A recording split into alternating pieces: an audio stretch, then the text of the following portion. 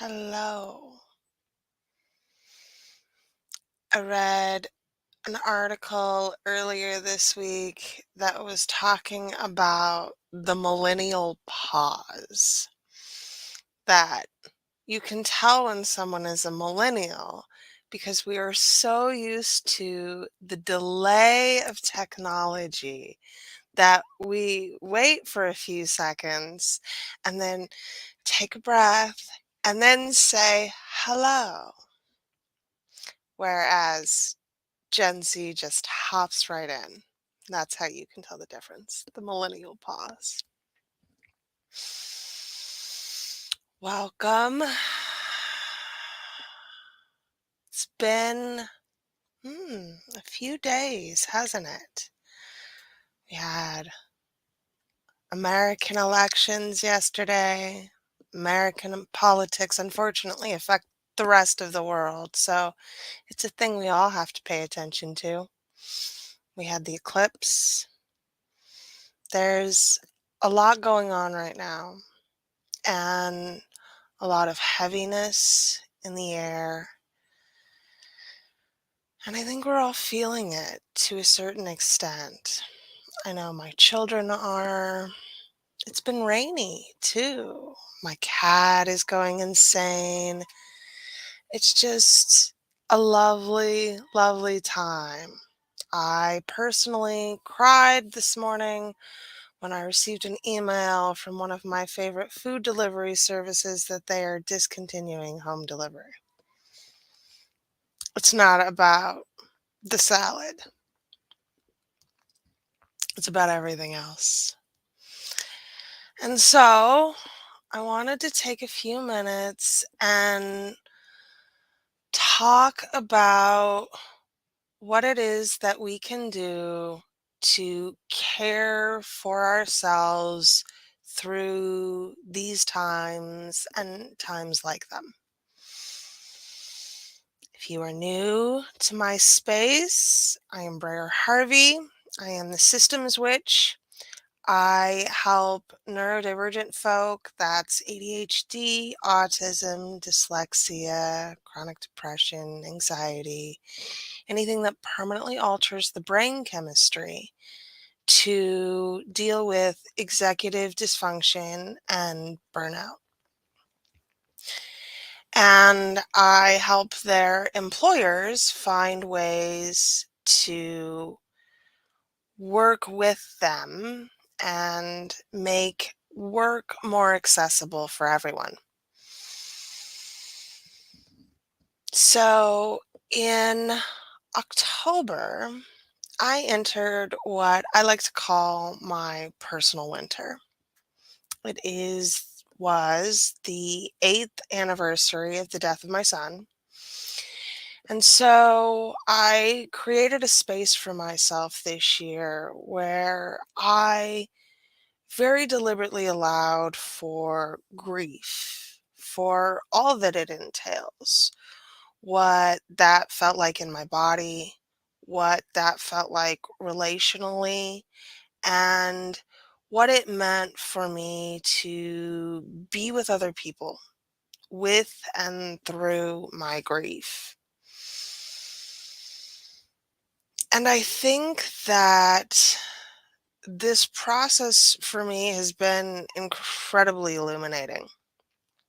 I have found a lot of clarity in the ways in which I care for myself and for the people that I love, and the ways in which we socially neglect grief and loss, the ways that we force ourselves to get through it.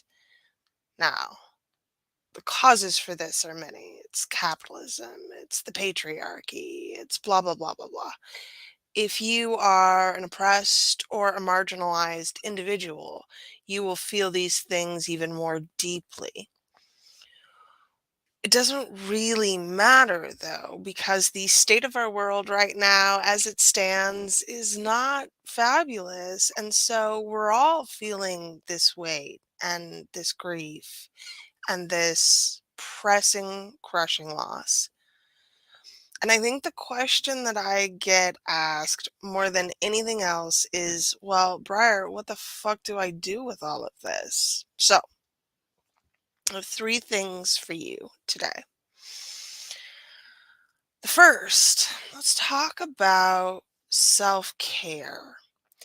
And it's the difference between self care and self soothing that I really want to focus on here. So, let's define.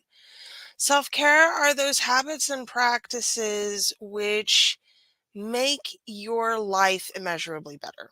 That's diet, that's exercise, that's 8 hours of sleep a night.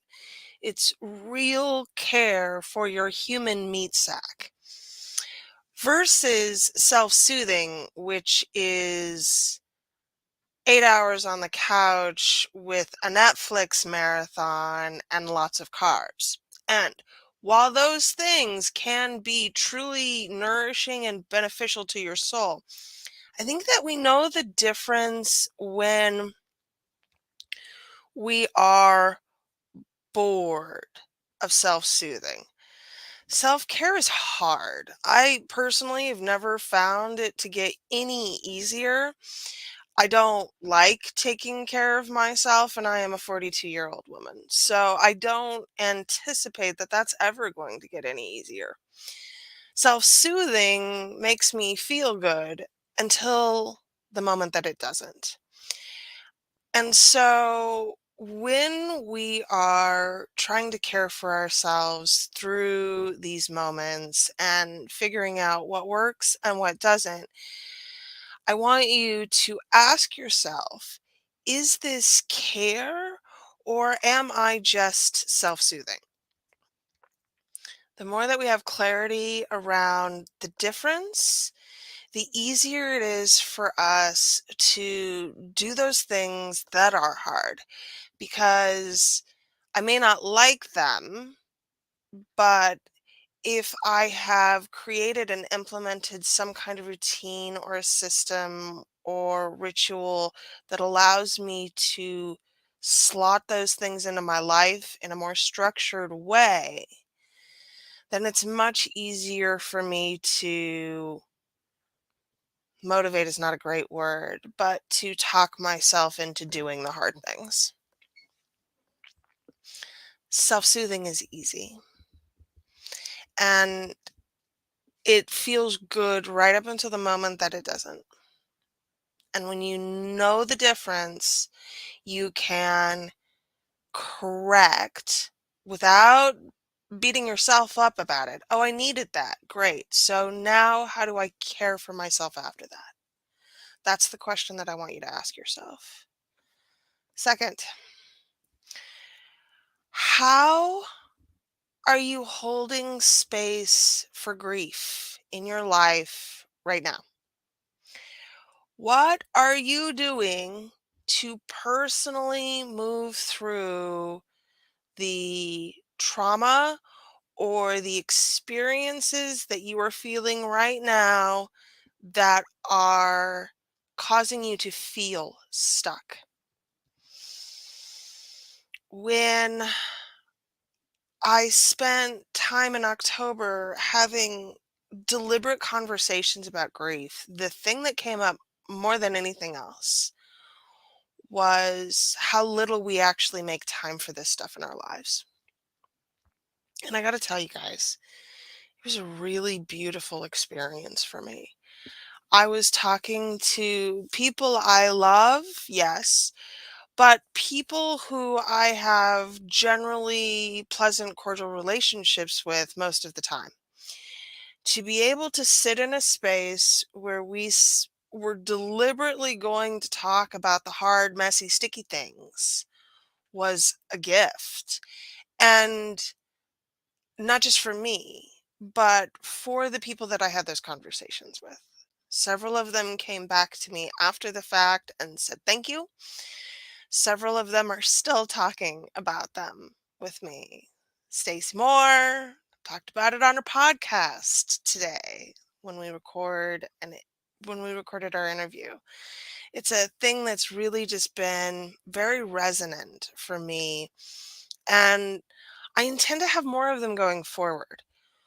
So, what does it look like to hold space for your own grief? Does that mean having planned conversations? Does that mean attending a retreat? Does that mean setting aside time daily to sit in contemplation with an ancestor shrine? What does that mean for you to really be with and to hold space for your grief? How do you move through it constructively? And this is key here, y'all. Who do you do it with?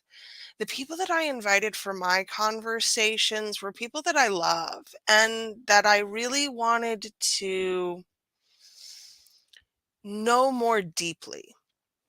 The act of sharing our grief together in that way meant that we were much more deeply connected afterwards. And these were people whose stories I did, in fact, in many cases, know. And still, there was a new additional layer of depth to our relationship that wasn't there before. So, being able to have the hard conversations and hold space for the hard things is vitally essential to being able to move through the weight. This too is hard. So be deliberate about it. Plan a retreat on your calendar. Take a week off if you can. Figure out who you're going to call and when you're going to call them. Be very deliberate about what these actions look like for you, and you are much more likely to take them. Finally, how do we then take these things that we have done for ourselves and turn that into action for others? One of the biggest complaints I have with the American political process in particular is a lack of committed action. There's a lot of words, not a lot of action. So, how do you become active? What do you do now that you have filled up your cup, have moved on from your grief, and are ready to be the change you want to see in the world? I have a video and I will link it in the comments. I recorded earlier this year what to do with your rage, and a lot of these things still apply. It's about finding the lever points. It's about finding the places where you can create change and then moving the lever forward. Generally, not always, but generally that's going to be locally. It's going to be in your own community. It's going to be in your neighborhood. The large scale stuff requires large scale action, and that's why there's political action committees with billions of dollars to throw at these problems that barely move the needle.